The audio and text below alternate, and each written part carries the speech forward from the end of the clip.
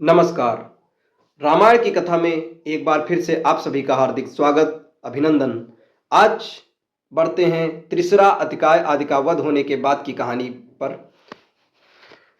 युद्ध में 4 पराक्रमी पुत्रों और 2 भाइयों के मारे जाने का समाचार सुनकर रावण को बहुत अधिक दुख और रोष हुआ। हताश होकर वह सोचने लगा कि इस शत्रु से कैसे पार पाया जाए। अत्यधिक चिंतन करने पर भी उसे कोई मुक्ति नहीं सूझ रही थी। अंत में उसने मेघनाथ को बुलाकर कहा, हे पुत्र, शत्रुओं ने अपनी सेना के सभी श्रेष्ठ योद्धाओं को एक एक करके मार डाला है।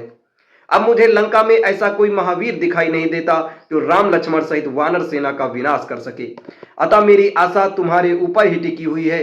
इसलिए अब तुम ही रणभूमि में जाकर दुर्दमनीय शत्रुओं का नाश करके लंका की रक्षा करो। तुमने महापराक्रमी इंद्र को भी परास्त किया है तथा तुम सब प्रकार की युद्ध कला में प्रवीण भी हो, इसलिए तुम ही उनका विनाश कर सकते हो। पिताजी की आज्ञा पाने के बाद मेघनाथ दिव्य रथ में आरूढ़ हो विशाल राक्षसी सेना के साथ युद्ध भूमि की ओर चल पड़ा। मार्ग में वह विचार करने लगा कि राम और लक्ष्मण बड़े शक्तिशाली योद्धा हैं, जिन्होंने प्रहस्त, कुंभकर्ण, महोदर तथा अतिकाय जैसे पराक्रमी योद्धाओं का वध कर डाला। यदि किसी प्रकार इनकी मनोबल टूट जाता तो इन पर विजय प्राप्त करना बड़ा सरल हो जाता। इस प्रकार विचार करते हुए उसके मस्तिष्क में एक युक्ति आई।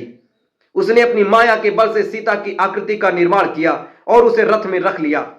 इसके पश्चात वह सिंह गर्जना करता हुआ वानर सेना के सम्मुख जा पहुंचा। मेघनाथ सहित शत्रु सेना को सामने देखकर वानर शिला और वृक्ष लेकर उस पर टूट पड़े। हनुमान भी एक भारी शिला उखाड़कर मेघनाथ पर झपटे, पर रथ में दीन मालिन दुर्बल सीता को देखकर ठिठक गए। फिर उन्होंने सीता को बचाकर मेघनाथ पर वार करना आरंभ कर दिया। हनुमान को लगातार आने वाले उनके ऊपर वार करते हुए देख एक हाथ से तलवार खींचकर दूसरे हाथ से माया निर्मित सीता के केस पकड़ उसे झकझोरने लगा।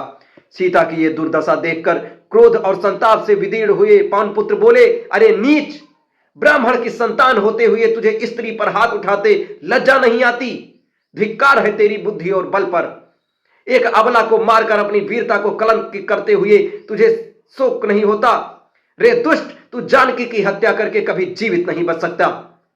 इतना कहकर हनुमान और वानर सेना पत्थर बरसाते उसे मारने के लिए दौड़े, किंतु मेघनाथ और उसके सैनिकों ने उन्हें रथ तक नहीं पहुंचने दिया। उनके सारे प्रयत्नों को निष्फल कर दिया। तब घोर गर्जना करता हुआ मेघनाथ बोला, हनुमान, स्त्री पर हाथ डालना यद्यपि धर्म के विरुद्ध है, किंतु स्त्री को प्रत्येक प्रकार से पीड़ा पहुंचाना नीति के विरुद्ध नहीं है। इसलिए तेरे सामने ही मैं सीता का वध करूंगा। सीता ही दुखों की जड़ है, उसके मरने के बाद ही लंका में सुख शांति स्थापित होगी। यह कहकर उसने माया से बनी सीता का सिर काट दिया।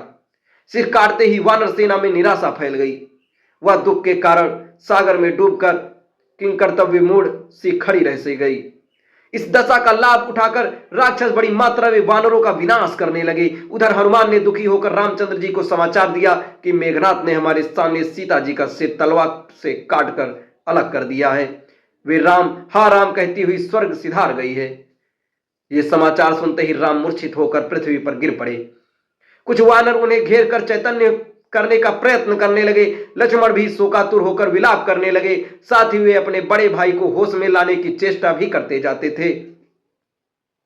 जब विभीषण ने यह संवाद सुना तो उसने अपनी बड़ी कठिनाई से रामचंद्र जी को सचेत किया और समझाते हुए कहा, हे रघुनंदन, हनुमान ने जो कुछ आपसे कहा है वह सत्य नहीं है।